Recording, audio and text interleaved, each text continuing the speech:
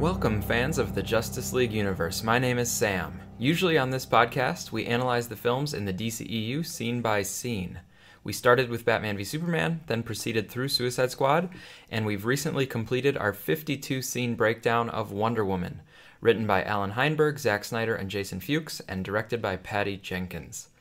In this special episode, we are going to look back one more time at the Wonder Woman origin film and hear from a variety of people about what their favorite part of the movie was. This will include thoughts from our regular podcast contributors, myself, Rebecca Johnson, Sydney, and Alessandro from the Wonder Woman team, and also Nick Begovich, our contributor over from the Justice League team. And we will also feature submissions from other fans from around the world. We'll hear people talk about their favorite scenes, their favorite characterizations, and their favorite production elements. Before we get to that, however, I want to take a few minutes to look back at the overall structure of the movie and comment on something that I really appreciated about it. And that is that one of my favorite things about Wonder Woman is something that's not actually part of the film itself, but rather the context surrounding the film and its release. I was happy that it was well received by critics and the general audience. Reception, of course, is not an objective measure of a film's quality, but I was just happy about it because going into the summer of 2017, I was fairly fatigued with defending Man of Steel and then really defending Batman v Superman. Don't get me wrong, I'm happy to defend those films, and I think we have lots of evidence and well-supported interpretations to bolster my opinions, but it is a bit tiring to constantly see people assuming the worst about films that you love. Luckily, Wonder Woman broke the pattern and was generally loved. A big part of that, we contend, is that it was fairly straightforward in its flow and its themes. We covered the themes in our analysis, such as, mankind does not deserve saving, but we should save it anyway. We all have hatred and love, anger and compassion, but love and compassion are the more powerful forces. And when you see an injustice, you should do something. We also explained how the strong point of view character in Diana and the connected editing where one scene directs us right into the next, they all made it an easy movie to follow. It was also an easy movie for fans to follow and get on board with because it adhered quite closely to the Blockbuster formula. Throughout our analysis, we have referred to the typical Blockbuster formula and we've described how Wonder Woman basically followed the formula pretty closely, but it did it well. So we're not complaining. It's just that this is an example of a film that was very palatable to mainstream audiences precisely because it did follow a formula. But it also had a lot of artistic merit in its execution, as we'll hear from all our submissions later in the episode. And of course, a lot of the creative credit goes to Allan Heinberg for the screenplay, and to Zack Snyder, Allan Heinberg, and Jason Fuchs for the story. And of course, most of the credit to Patty Jenkins, who oversaw the whole thing and brought it to life. Because our regular analysis on the podcast is broken down into small components, going scene by scene through 42 episodes and over 22 hours of coverage here on Wonder Woman, but we thought it would be good to lay this all out in one place to get the overall picture of the structure. So with that being said, here's the JLU podcast breakdown of Wonder Woman's blockbuster movie structure, based on Blake Snyder's formula as explained in his book, Save the Cat. And Blake Snyder says explicitly that this is not necessarily the formula for all films, because film is an art form where people can take many liberties and try experimental approaches to telling their stories. But film is also a business, and Snyder contends that this formula has been proven to work for blockbuster films that are meant to have general mass market appeal. Wonder Woman definitely showed that mass market appeal, and it also exemplifies a film that infuses creativity within the confines of the formula and demonstrates good execution. First of all, in our interpretation, although Wonder Woman has some elements of the genre that Blake Snyder calls superhero, we think the film is predominantly a rites of passage film. Diana is going through something that is a universal human experience, namely the departure from a protective home and mother, and entry into a big, complex, and dangerous world. She learns some hard truths and has to figure out how to hold on to her ideals and her compassion in the face of violence and hatred out there in the world. Overall, in terms of Snyder's story genres, Wonder Woman is about Diana taking ideas from Themyscira and integrating them, synthesizing them into what she's learned in man's world throughout the movie. And at the end, she arrives as a new person. Next, we'll go through the Blake Snyder beat sheet, But we must first note that Wonder Woman has some extra components, a prologue and an epilogue, the present-day scenes that are set in Paris. So with those being a framing device for the story, we're going to actually look at the main substance of the film as the flashback portion, which gives us roughly 127 minutes of content. Using 127 minutes as the total runtime, Blake Snyder's formula gives specific page numbers for certain things to happen, and we'll compare those formulaic suggestions with the actual film as we go along. Note that 1 page of script generally corresponds with 1 minute of screen time. Okay, let's go through the formula. We'll first give Blake Snyder's directives, and then we'll remark on Wonder Woman in particular. Opening image. This is a visual that represents the tone of the story, a snapshot of the main character's problem or motivation before the adventure begins. In Wonder Woman, it's an innocent young Diana looking down at the Amazon warriors, wishing for a chance at adventure and to save mankind, as those warriors did in the past. The suggestion in the formula is for this opening image to happen on page 1, and yes, we see it in the first minute of the film. The setup. An exploration of the main character's world as it is now, with some clear room for growth or something missing. So that would be the sheltered life among the Amazons on Themyscira, and the egalitarian and honorable society that they have. It's also the mother-daughter dynamics, where Diana in the setup is still somewhat naive, though good-hearted. She has some room to grow, becoming an adult and having for herself some of the experiences and wisdom that her mother already has. The history lesson with Ares' relationship to mankind is also part of the setup. Suggested, pages 1 through 14. In the film, it's minutes 1 through 13. Theme stated. This is a moment within the setup where a character actually says aloud what your story is about, the message, the truth. Usually it is spoken to the main character, or at least spoken in their presence. But the main character doesn't understand the truth yet, and they won't until they have some personal experience and context to support it. In Wonder Woman, we think some of the themes about the growth that Diana will need to undergo are more implicit and not always said aloud in the setup. But there is one moment where a theme is explicitly stated to Diana, and that's from Hippolyta. She says to Diana, "I will tell you a story so that you will finally understand that war is nothing to hope for." But of course, Diana doesn't learn from the story. She has to go out into the world and learn for herself about war. In our view, this isn't necessarily the most important theme of the movie, but it's definitely a theme, and it's an area of growth for Diana, who goes from the young girl who can't wait to pick up a sword, and then the eager hero trying to seek out Ares as soon as possible, to a more reserved and wise hero who realizes that people have to make choices for themselves. Theme stated is recommended for page 6. In Wonder Woman, it happens a little bit early at minute 3.5, which would be page 4. The catalyst. This is the moment where life as it is changes, and it's an event that starts to propel the main plot forward. So of course, this is Steve Trevor's crash, and the arrival of not only a man on Themyscira, but the arrival of the Germans and the troubles of mankind. According to the formula, the catalyst is supposed to occur on page 14. And right on cue, the plane crash starts at 13 minutes 40 seconds, which would be page 14 of the script. Now, the catalyst is usually just a moment, but Wonder Woman extends the catalyst by putting in a whole action sequence on the beach before the debate begins.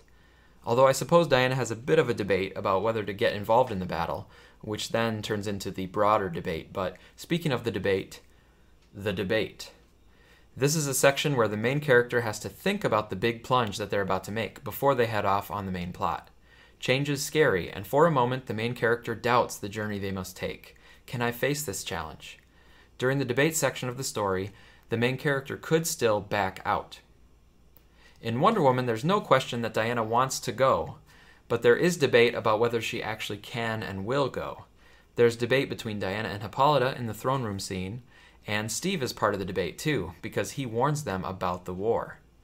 Another key part here is Diana and Steve in the infirmary, which does help Diana make the decision to take the leap. And that leap is represented in Diana scaling the tower and taking the sword and armor. The final bit of debate is Hippolyta and Diana at night, right before she leaves. Diana concludes by saying that she must do something, but we can see that this is a very emotional moment for her. This debate section is supposed to take up pages 14 through 29, and in the film it's pretty close, just nudged later a bit because of the extended catalyst scene on the beach. So the debate is actually minutes 18 through 33. Break into Act 2. The main character makes a choice and the journey begins. We leave the original status quo and go into the upside-down world that is Act 2. So the world of Act 1 is Themyscira, and the contrasting world of Act 2 is man's world. So the break into Act 2, the moment where there's no turning back now, is Diana getting on the sailboat with Steve. And Hippolyta literally says to her that she can't come back. The formula lists this on page 29, and it happens at minute 33. B story. Now the B story is something that is woven throughout the film, but the Blockbuster formula says that the start of Act 2 is a specific place where you're supposed to develop the B story.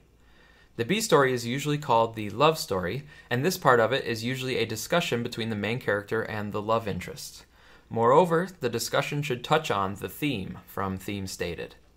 In Wonder Woman, the break into 2 leads right to the sailboat conversation between Diana and Steve.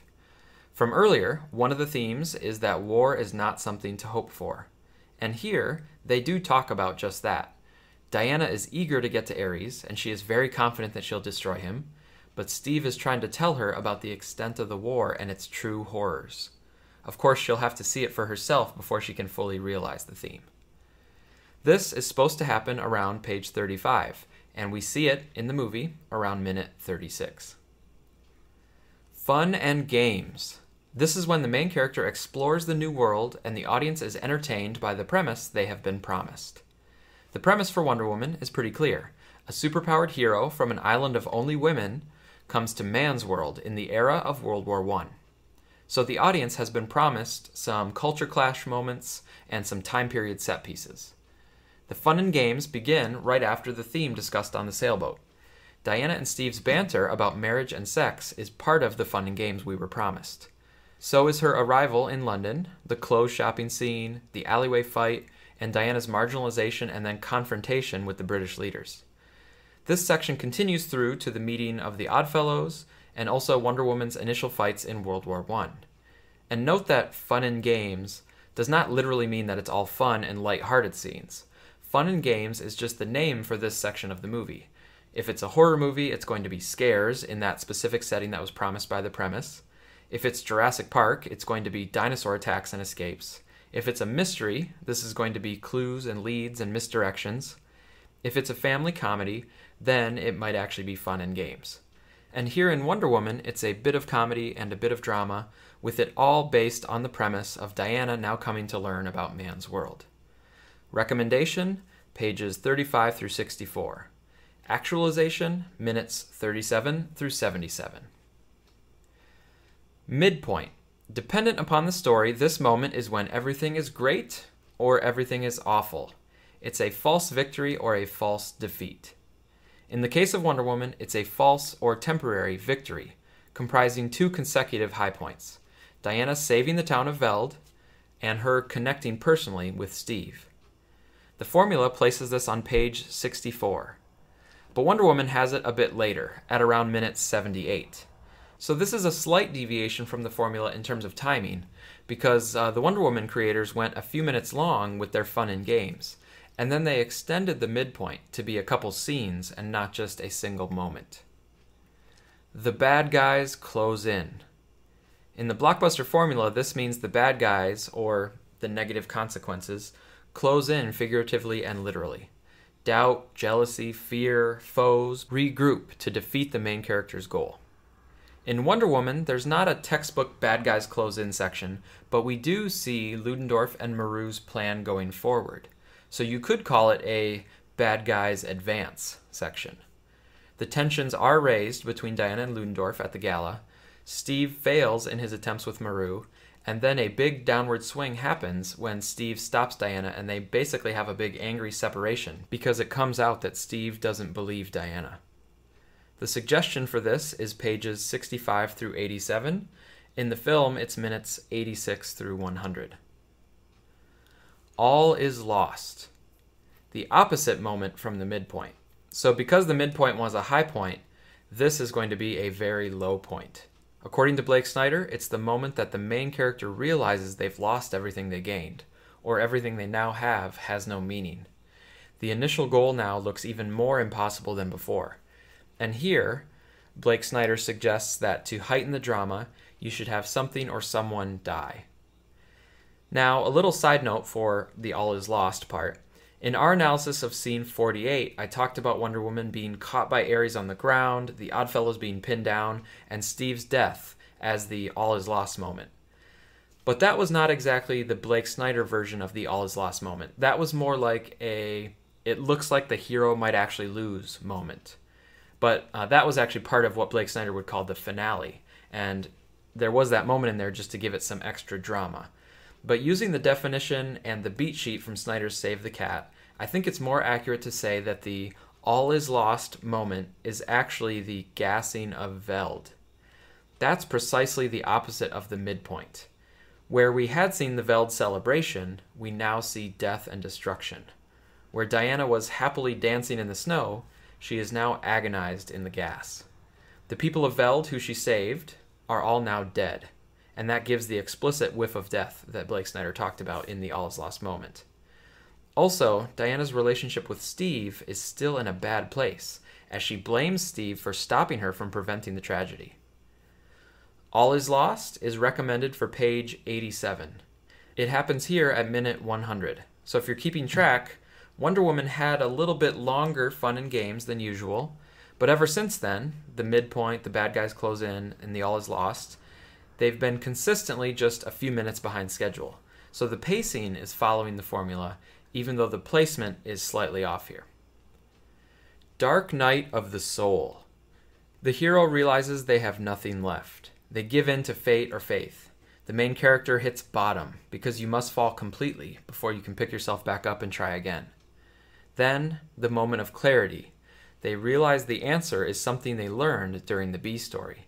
And they rise, preparing to synthesize what they knew at the beginning with what they've learned from the theme.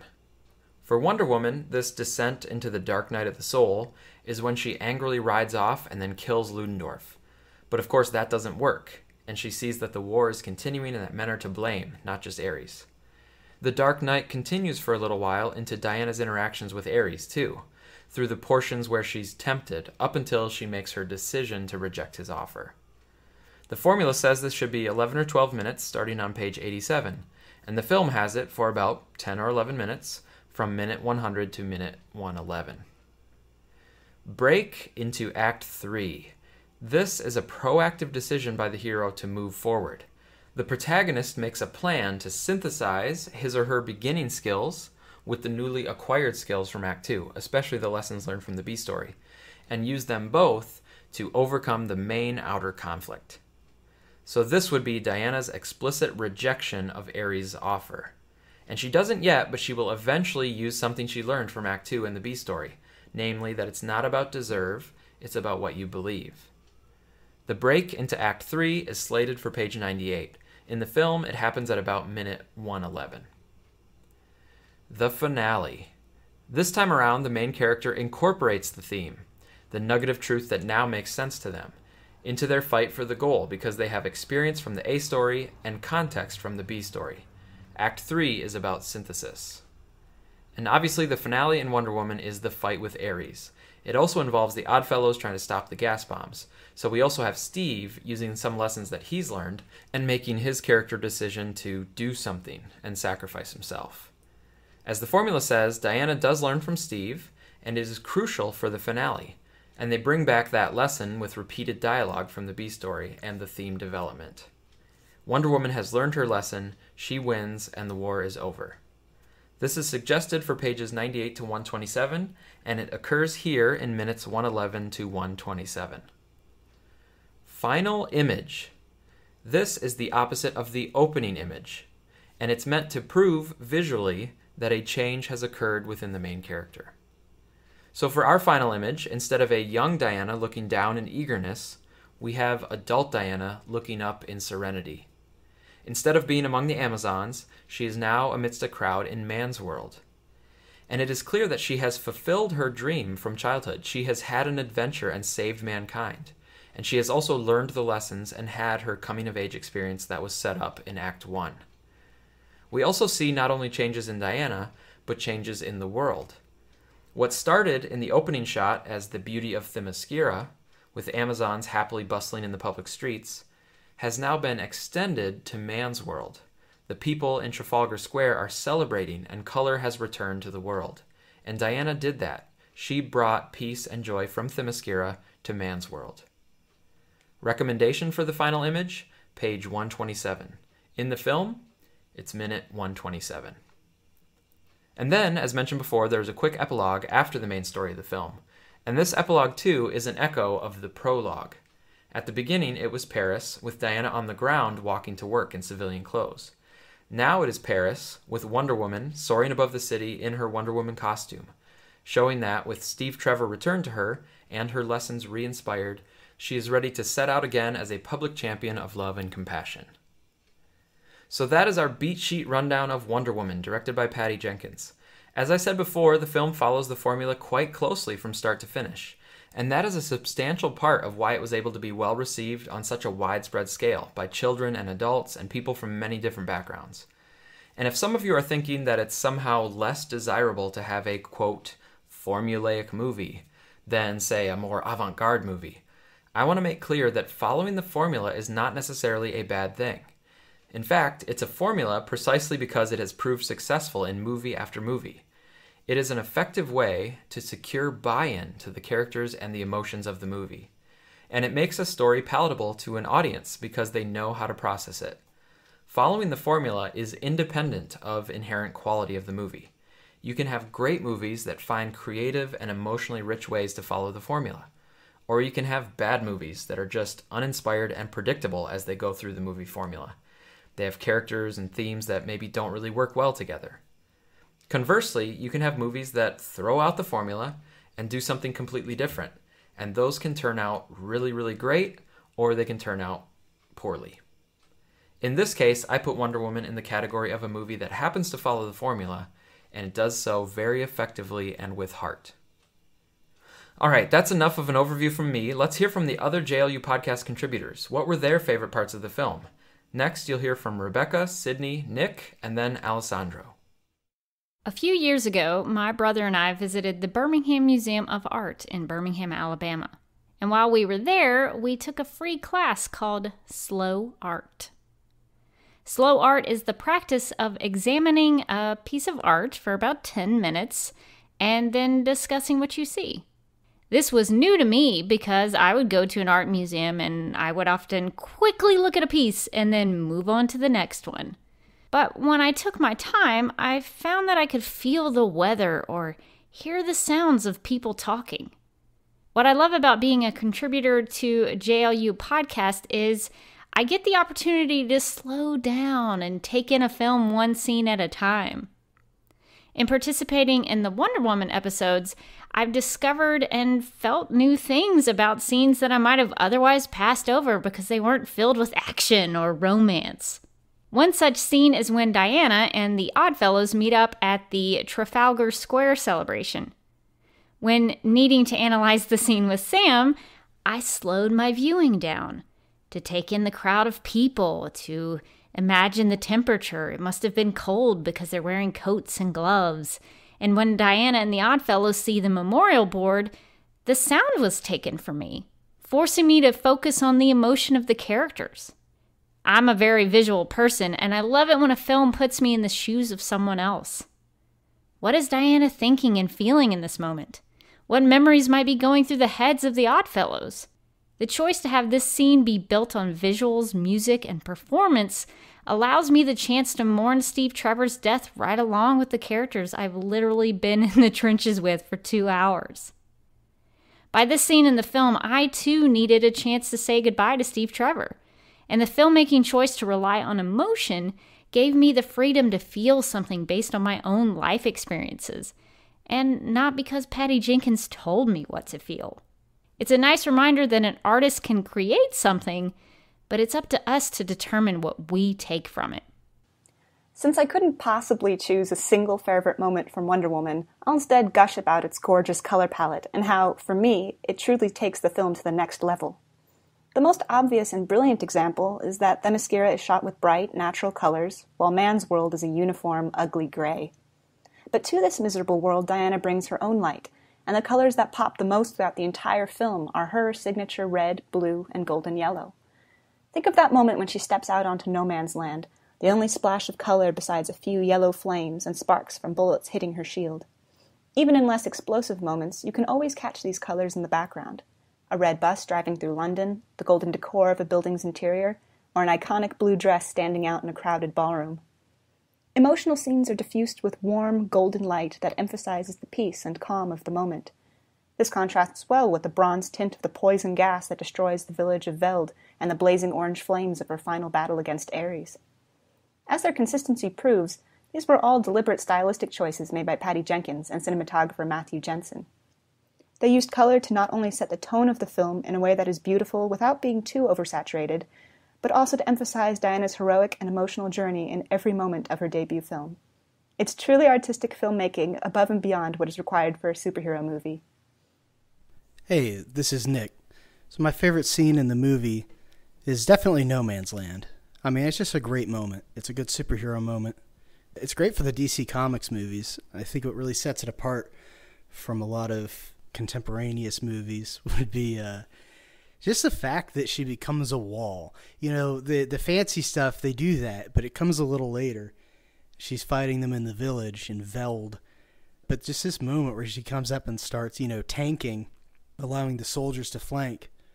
I like it. It continues that motif set up by the other movies, the soldiers fighting alongside superheroes. And here, since they're fighting soldiers, I mean, the soldiers win, our soldiers, and handily at that.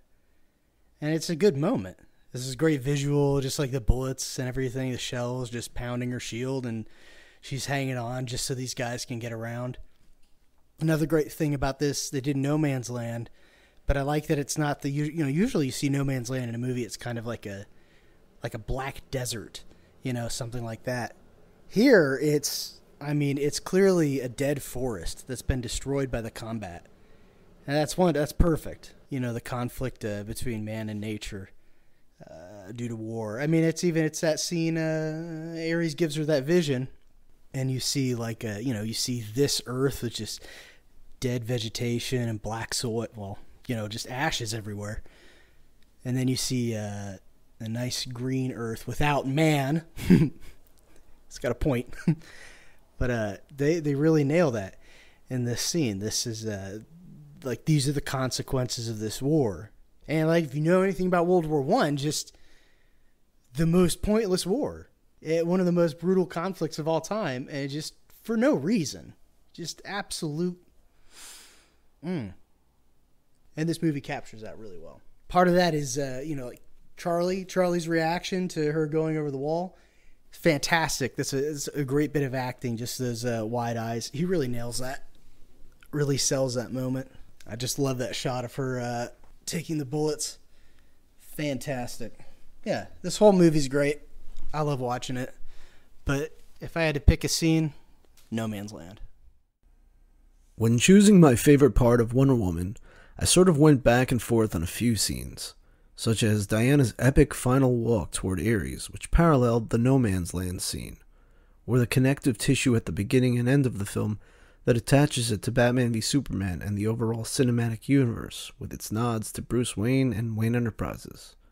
But ultimately, I decided that my favorite part of Wonder Woman is her assault on Veld, specifically taking out the soldiers inside the buildings. It is fast-paced, action-packed, showcases her skills, and Gal Gadot looks particularly stunning in these shots. There were moments I thought she even looked a little like Linda Carter as Wonder Woman, such as at 1 hour, 18 minutes, and 13 seconds, right before kneeing the soldier out the window. This scene is essentially her warehouse fight scene, like Batman had in Batman v Superman, and it prominently featured her awesome theme song, which really gets the adrenaline pumping. I'll take exciting, stylized action like this over fun, quippy dialogue any day of the week. Alessandro mentioned the great use of the Hans Zimmer Wonder Woman theme during the fight scene in Veld, and that brings me to my favorite thing about the film, which is the music by Rupert Gregson-Williams. I think it was great how he incorporated the Zimmer theme from BVS, especially because the film bookends nicely with connections to BVS. And I was also impressed with how Gregson-Williams didn't overuse the theme, but he tucked it into just the right scenes. There was the full-fledged theme during some of the action sequences, as Alessandro mentioned, but there was also some modified versions used in other scenes, such as the gala dance with Ludendorff. Here, for your listening pleasure, is a sample of Zimmer's original, and then 2 different versions from Gregson-Williams.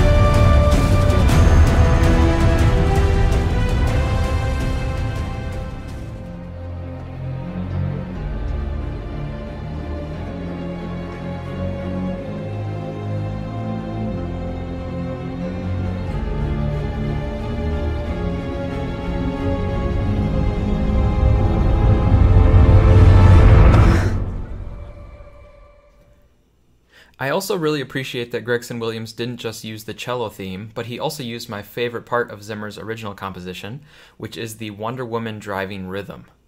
As we covered in our BVS analysis, it's set in a 4+3 time signature, which basically just means there's 7 beats instead of 8 per sequence.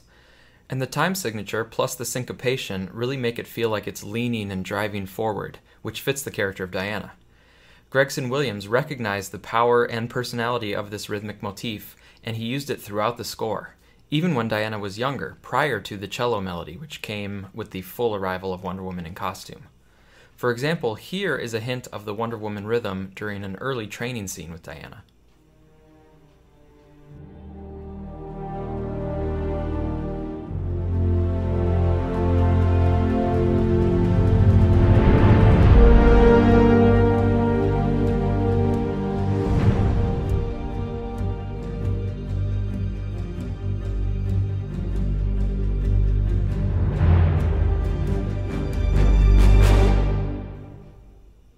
But Gregson-Williams did much more than just recycle Hans Zimmer's great motifs. Gregson-Williams also created many of his own elements, and I think those cues worked really well too. Here are my 2 favorite ones, which are the Diana-Steve love theme and the Amazon intervals. They're both beautifully simplistic, yet memorable. They come in and out many times throughout the score, and sometimes they're paired with other themes in elegant ways.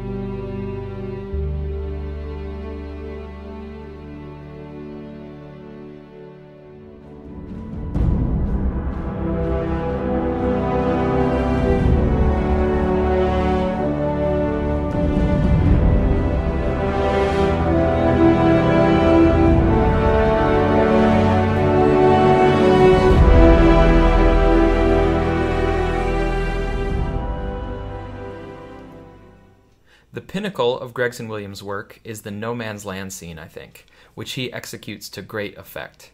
Whenever I hear that cue, I'm instantly transported back to all the emotions and the visceral reactions of seeing Wonder Woman step out onto that battlefield, refusing to be held back by the men around her, and instead leading them forward. I won't play it here because I'm already taking up too much time, but I encourage everyone, if you haven't already, to put on some good headphones and just listen to that piece from start to finish. You should feel something, especially when those Amazon intervals arrive at the end here in Man's World. The final thing that I will say about the music is that I really liked what Gregson-Williams did for the end credits. The overall visual design for the end credits was really nice, and it fit well with the tone and aesthetic of the movie. And the way that I interpret what Gregson-Williams did with his cue action-reaction was to take that 4+3 time signature and do his own thing with it. Now that the film is over, and Diana is no longer driving forward toward her goal of stopping Ares, we don't need the Zimmer syncopation that leans forward. Instead, we can now settle into the 4+3 groove, and Gregson-Williams hits the 6th and 7th beats right on the nose, which leads consistently to the next downbeat, instead of us being lurched forward on each downbeat like Hans Zimmer did. To finish this section on the music, I'm going to play Zimmer's main Wonder Woman drum motif, and then Gregson-Williams' action-reaction. And you can listen for how they represent two different creative takes on the 4+3 rhythmic pattern, and I love both of them.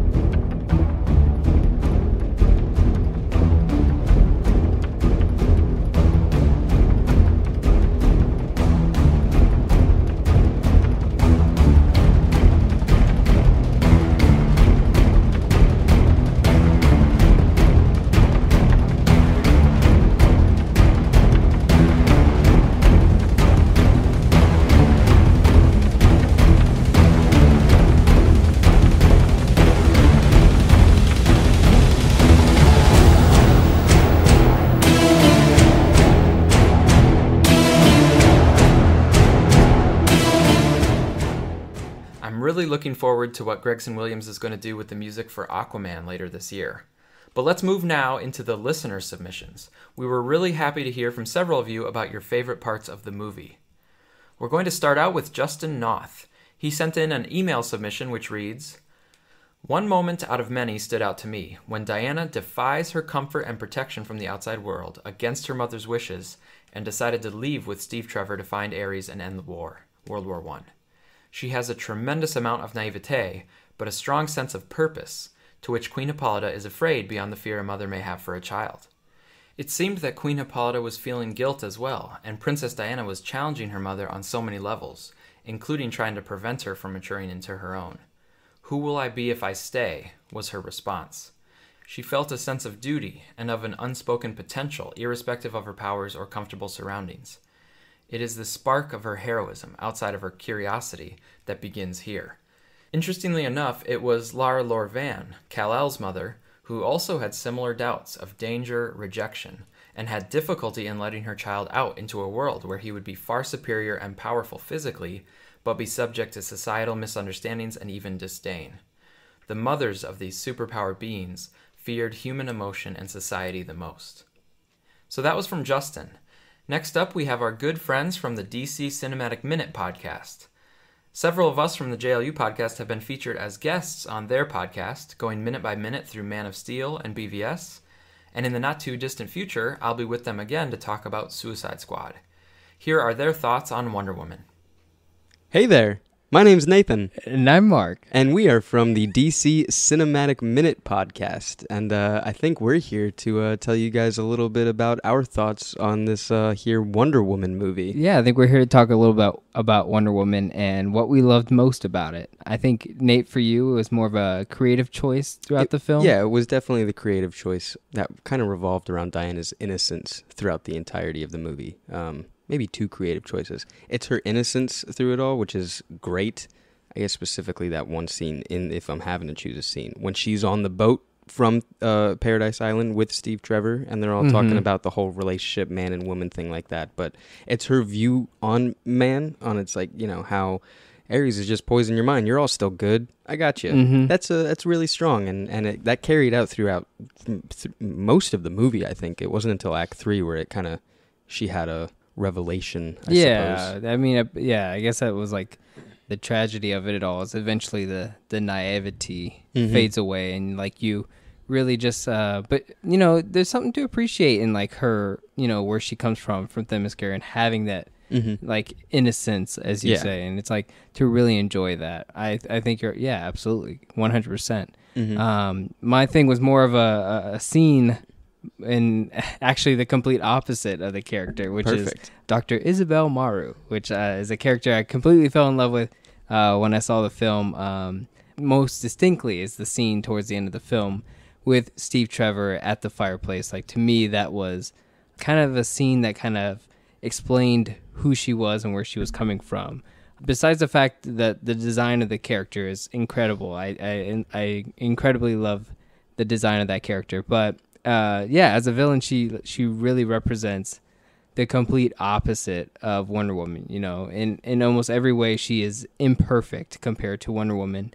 Which is something cool coming from such a hardcore Wonder Woman fan, much as yourself. It's cool to actually appreciate, you know, the opposite of the character. Yeah. You know, how everybody can, I love Superman, but, you know, Zod is awesome. It's cool to just see that inverse where you love the character so much you fall immediately in love with their reverse. Yeah, and it's because Wonder Woman, she's such a perfect person, really, right? And it's like, we're not perfect. We as humans, and I think that's what the film is trying to tell us, is that there are imperfect people on this planet, and no one can be Wonder Woman. And unfortunately for, like, Dr. Maru, it's like the German army didn't care about who Isabel Maru was. They cared about the quote-unquote Dr. Poison. It's like, because you're Dr. Poison, now we kind of care about you. And so with that, it's like she gets this whole thing where Steve Trevor comes in and he tries to like manipulate her with like his skills as like a spy. And for a moment, she believes it. And that's kind of like the whole reason I really enjoyed it. Really just the fact that it kind of, so like when they're talking to each other, like the whole love of fire, the entropy of life that is like the decline, everything returns to ash eventually. If Steve Trevor had actually been a person who really cared about her, would have disproven it.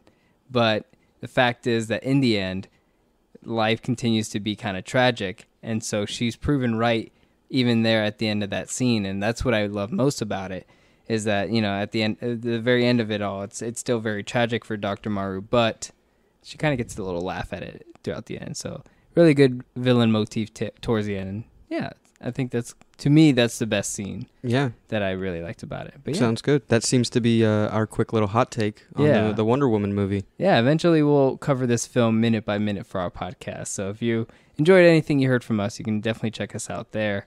And all social media at DCEU Minute. And we'd also like to thank everybody over at the Justice League Universe podcast for allowing us this glorious opportunity to voice our opinions about this fantastic movie. Yeah, absolutely. And congratulations on your scene-by-scene coverage of Wonder Woman. Thanks, Mark and Nathan, and you can be sure to follow them at DCEU Minute on Twitter. Now, when Wonder Woman was in theaters, many people immediately responded to the no man's land scene. Some even saying that they didn't expect to ever cry during an action scene in a superhero movie, but they did cry for No Man's Land. Patty Jenkins herself has talked about how important this scene was for the character arc of Diana becoming Wonder Woman. So it's not surprising that it wasn't just Nick, but in fact several people wrote about it as their favorite part of the movie. First we have Patrick, who is at 4 Steps Painting on Twitter. He wrote, "My favorite scene in Wonder Woman was hard to pick, but I ended up deciding on No Man's Land. And the reason is, so many people were trying to tell Diana what she could and could not do, but she refused to listen, took matters into her own hands, and led the assault to free the village. To me, this is the point in her life where she became more than Diana of Themyscira. She became Wonder Woman, starting her down the path of truth and justice. And second, we have John Carr. John wrote, "The best scene from not just Wonder Woman, but from the past few years in any movie is No Man's Land. With the Allies pinned down by heavy machine gun fire, destroying a village, and no way to help the people, Steve wants to move through and leave the fighting to the soldiers. Diana sees the violence, the hurting of innocent people, and wants to immediately help. Steve tries to stop her and tell her that there is nothing they can do and that they can't save everyone. It's not what they're here to do. Diana's response, 'No, but it is what I'm going to do,' is amazing. When she emerges from the trench and begins to take all the fire charging at Germans is iconic. The music, cinematography, acting are all outstanding and deserve some type of award." We agree that the scene deserves recognition, and this special episode is the closest thing we can offer, so thanks Patrick and John for your submissions. Next up, let's hear from some folks who view Diana's characterization overall as their favorite part of the movie. Here's Collin Smith, at Raptor Collin on Twitter. Finding just one thing I love about Patty Jenkins' film Wonder Woman is impossible. I love pretty much everything about it. I've been waiting for a live-action Wonder Woman film my entire life, and Jenkins made my dream come true with this film. For this, I'll focus on the character of Diana herself. I felt the film captured my favorite interpretation of the character. Some iterations of Wonder Woman depict her as battle-hungry, angry, and unyielding, while others make her the unattainable object of desire. This film highlighted what I appreciate most about the character: true strength, compassion, beneficence, leadership, and love. I got to see my hero on the big screen, and I will always be grateful to Jenkins and the whole cast and crew for that. Another listener, Stuart Little, also liked Diana's characterization. He wrote, "I loved the film's commitment to Diana's ideal of being about love and peace. She's a warrior, but in the film she isn't fighting to win a war, but to end it. War is her enemy, not the people who fight in it." Thanks, Stuart. And next up is Viola Kovac. She wrote, "Honestly, it was difficult to choose just one favorite part of this movie, as there are so many things I love about it. I decided to go with Diana choosing love, even after learning about humanity's true, flawed nature. What stands out to me is that she does this after the profound disappointment of realizing her idealistic worldview doesn't hold true. I remember watching the first Wonder Woman trailer when it was released, and the line that spoke to me the most was, 'I used to want to save the world, this beautiful place, but the closer you get, the more you see the great darkness within.' It was interesting how she talks about wanting to save the world in the past tense, as if the great darkness made her want to give up. Also, this quote is similar to what Diana says to Bruce at the end of BVS about walking away from mankind, because man made a world where standing together is impossible. These lines resonated with me because I wasn't in a very good place at the time, and I felt upset and hopeless about the direction our society and the world in general was heading. So I could truly relate to what she was saying, and it was comforting to see that even Wonder Woman struggles with how terrible things can be. Watching the movie a year later and seeing her overcome this and decide humanity is worth saving was uplifting and helped me in trying to look at life more positively. Of course, one movie can't change everything, but I'm glad this film, and the DCEU as well, is inherently hopeful. I also love how Diana's initial naive mindset is never shown as her being stupid or ignorant. It really bothers me when idealistic and naive characters are treated as less intelligent or childish, and in need to learn a lesson to grow up, to become more cynical. Yes, we see that Diana wasn't right in thinking that mankind is all good, and she experiences a loss, but this doesn't happen to cruelly teach her a lesson about how love, hope, or the belief in humanity's capacity for goodness is a weak belief. Instead, love is what truly matters, and compassion is shown to be a superpower." Thanks, Viola. That is very well said. And by the way, her Tumblr is victoriawaterfield.tumblr.com. Our final submission comes from one of the biggest Wonder Woman fans I know. It's Omesh, aka @PrimeEarthMook on Twitter. Wonder Woman is his absolute favorite film, and he has some of his own very insightful and detail-oriented analysis, which you can find at his YouTube channel, which is under Hunter Price. Here's Omesh. Hi, my name is Omesh Singh, and I love the deep connections in Wonder Woman that we see through the death of Steve Trevor. First, to fill in some context, in the diving rescue scene we saw Steve from Diana's perspective arriving in an airplane. He was in a downward trajectory from the top right of frame towards the center of frame. He'd lost control and he was powerless to prevent the inevitable crash. He was a victim of circumstance.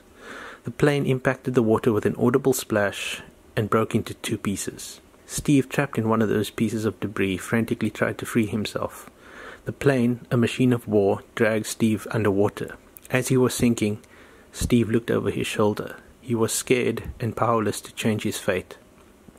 Jumping forward, during the final battle, we see Ares use the metal track plates of a tank to bind Diana and pull her down to the ground. So debris of a machine of war pulls Diana down. As Diana lies on the ground, we again see Steve in a plane from Diana's perspective, but this time ascending diagonally from center frame towards the upper right of frame. Steve is framed as leaving Diana. As the plane rises, Steve looks over his shoulder. He reflects on his life and he makes a choice, that his life is worth sacrificing in order to bring the horrifying war to an end. The plane then explodes with a bang. So on an emotional level, the way that Steve's entry mirrors his exit from Diana's life is utterly breathtaking. But there's so much more. Director Patty Jenkins has stated that in the film, Steve serves as the symbol of humanity. Viewing the assembly of these shots through that symbolic lens, we can see how the horrifying weapons of war lead to a decline in our humanity, a downward trajectory, and trap us in cycles of violence. We also see how we can rise and reclaim our humanity, an upward trajectory, by destroying those weapons. In terms of the storytelling, I particularly love how the film is told through Diana's memory, and in this particular scene, director Patty Jenkins leverages this perspective through the use of emotional time. Before the plane explodes, the shot holds on Steve, in the same way that Diana is trying to hold onto the memory of Steve. The directing choice viscerally reinforces the subsequent line that we see in the flashback scene, where we get to hear Steve's last words. "I wish we had more time. I love you." By allowing the shot to linger, Patty Jenkins gives Diana and Steve what we as the audience feel that they deserve: more time. I wish I had more than 3 minutes JLU podcast, because there's so much more to this scene than what I've just touched on. I'll just conclude by saying that this scene is the confluence of dialogue, themes, symbolism, motifs, Steve's character arc, and Diana's character motivation. To me, this scene is the epitome of the cinematic experience. So that wraps up our special retrospective episode looking back on Wonder Woman. Thanks again to everyone who submitted their thoughts, and thanks to everyone who has been listening to our analysis. It means a lot to us that you have joined us for this journey into the details and the nuances of these films. In the future, we'll be continuing our analysis of Justice League and looking forward to the next installment to the Justice League universe in the form of James Wan's Aquaman. You can also find bonus content and giveaways from us at our Patreon page at patreon.com/JLU podcast. And keep believing in love.